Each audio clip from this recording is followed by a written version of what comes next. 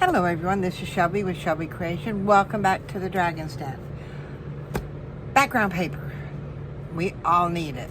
But where do we get it from? Well, we have several ways to get it or to make it or even invent it.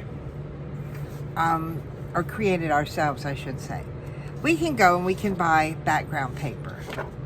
These two I bought them at Hobby Lobby. As you can tell, it says a paper studio. And while they're pretty, yes, I bought quite a bit. It was on sale, and I like the design. There's nothing wrong with that. If you see it, the only thing I say is wait till it goes on sale, because this stuff is expensive. That's one way. Set those over there. Another way is DigiKits. Digital papers that we buy and print out of our own printer. And you can tell most of these are digitals because they've got that border around them. But that's okay, we can trim it off. And there are lots of places to get digitals. If I'm looking for something like this, I personally check out Etsy. There are certain suppliers that I do buy from because I trust them, but please be careful when you buy things online. I'm not saying don't, but just be very careful because there are shady people out there. Another way is we can make it. Coffee dye, tea dye. We all do this. Well, most of us do this. And this one here was done through a stencil. And I got this really pretty design. And then the back of it was sponged. And I did this with, this is just a little tin cup that you get like when you buy those little miniature pies. I know, I love the pecan pie ones. And one of those is enough for me, for last me quite a while. And that way I've curbed my urge. I don't have to go out and buy the whole big pie that I would have to eat. And then I use a sponge. Now these sponges, if you watched my video when we did these, I got these at Hobby Lobby. And they're sea sponges. And the holes in them make great designs. And yeah, it's just that, and I poured a little coffee in there. Yes, this is the same coffee I made when I did that video. And what I want to show you, I don't know if you can see it, but see all that residue? That's why I say let it sit overnight and then pour from the top, especially if you're going to put it in a spray bottle or use a coffee filter. All right, get these out of the way.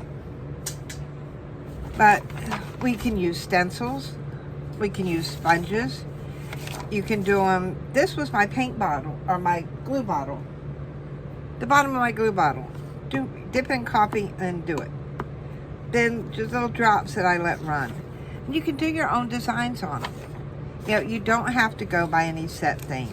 And you don't have to cover the whole page. Like I did this with a sponge. And the whole page isn't saturated with coffee. There's areas that aren't.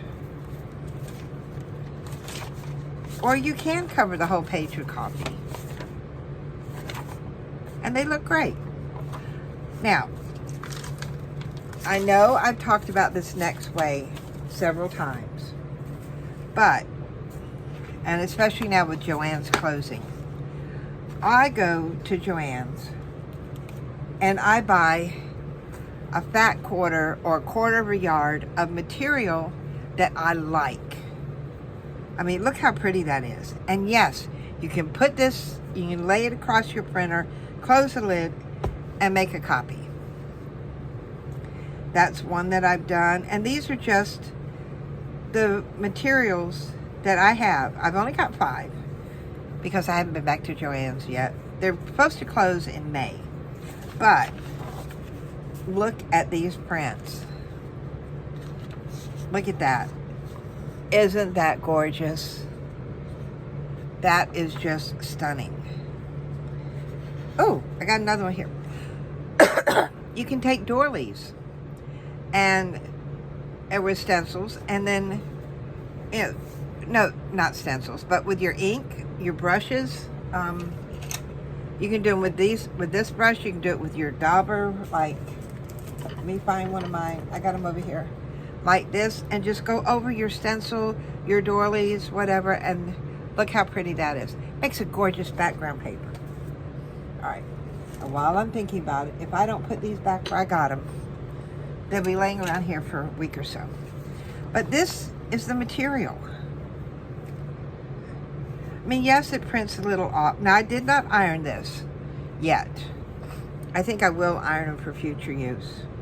But look how pretty that is. And then there's this one. Now, if you adjust the density, and you can look this up in your manual, the density or the ink saturation of your printer, you will come out with two different kinds. So I've got a vintage one, and I've got one that looks like new. How great is that? All from a printer and from reading your manual. People, don't leave it up to somebody else to read your manual and tell you how to work things. Look at this one. I love this. Yeah, and it goes great. You can just cut out the leaves. You know, you've got words. You've got everything on here. Now this one, when my parents and grandparents passed away, their wheels, the back of them, were in this type of document green. And it's just got a slight pattern. I'm not even sure that the camera is even picking it up. But that makes a great background paper. And look at this. Look how deep green this is. And this is this one here. This material. Now, this was on my regular setting. Actually, I think it was a little bit darker. But when I went up 3 notches or lower in my density, it gave me, let's see, this is the same one. It gave me a totally different, well, not totally different, but yes, a different look. This is the difference between density. A darker one and a lighter one. A higher one and a lower one. And I've got, it's like 2 different papers. And the good thing is this, is when you run out, you've got the fabric, you can make more. See, there was this one with the dragonflies. I really love this. And then this one. As I was making them, I was showing these to Sherry, and she fell in love with all the bright colors. But look at that, isn't that gorgeous? And it came from, excuse me, this material. You can see a little bit different from the real one to the printed one. But, and I did not change the density on this. This is just the way it came out. But look at those background papers. So, look through your material. I mean, if you have another one, I haven't done it yet, but I want to, is this is just a piece of black felt, black foam rather. But if you take something like a doily to go over it and run that through your printer, that would be awesome. So I do have several doilies and I do want to try that, but I haven't done it yet. Basically because right now we're in the middle of doing our spring cleaning on the Dragon's Den, and my printer's unplugged.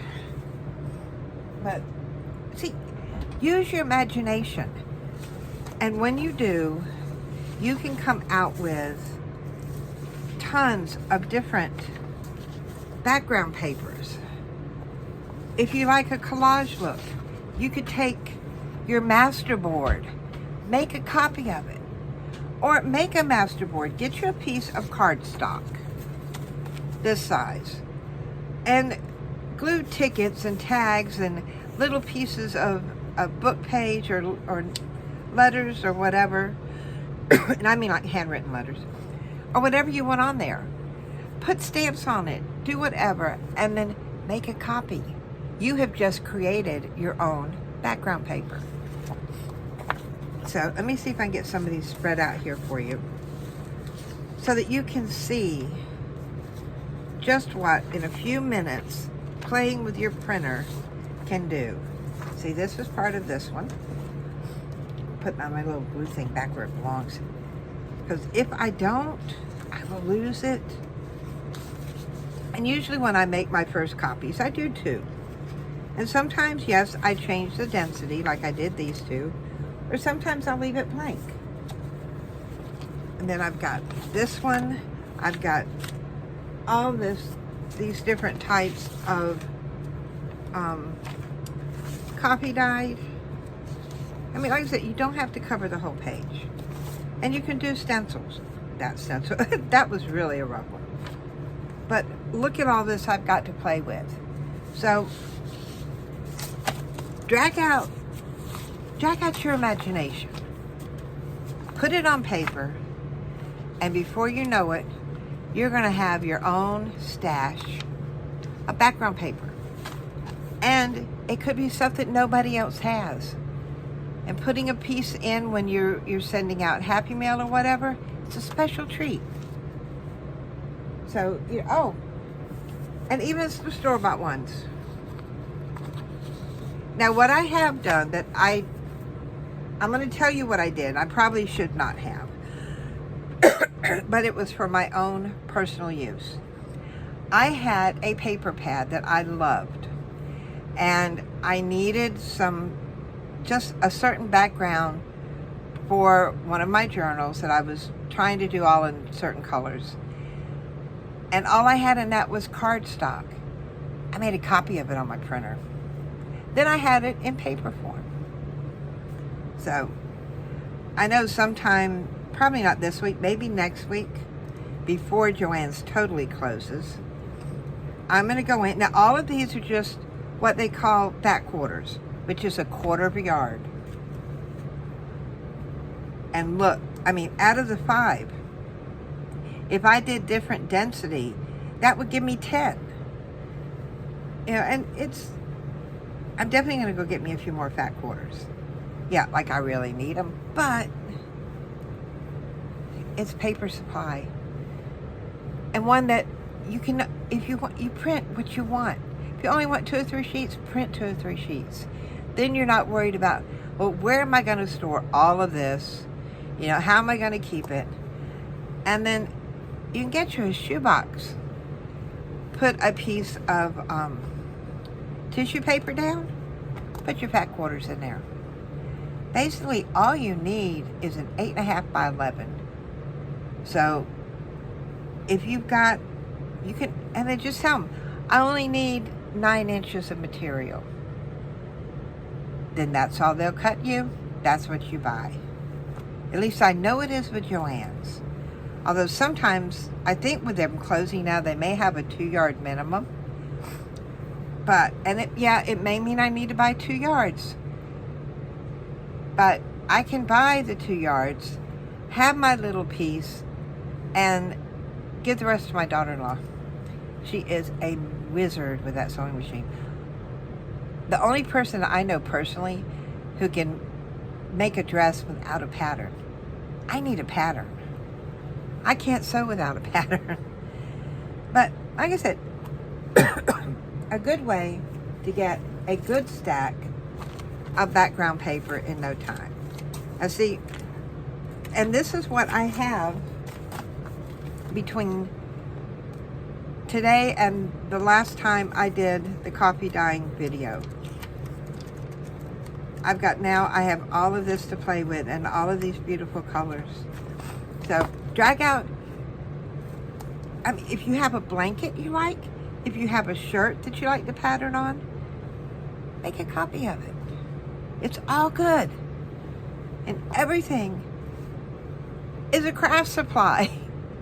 As Pam at the Paper Outpost says, until proven otherwise. And fabric can become paper. Just like that. Just running it through your printer. So, if you've enjoyed what I've shared with you today, give me a thumbs up.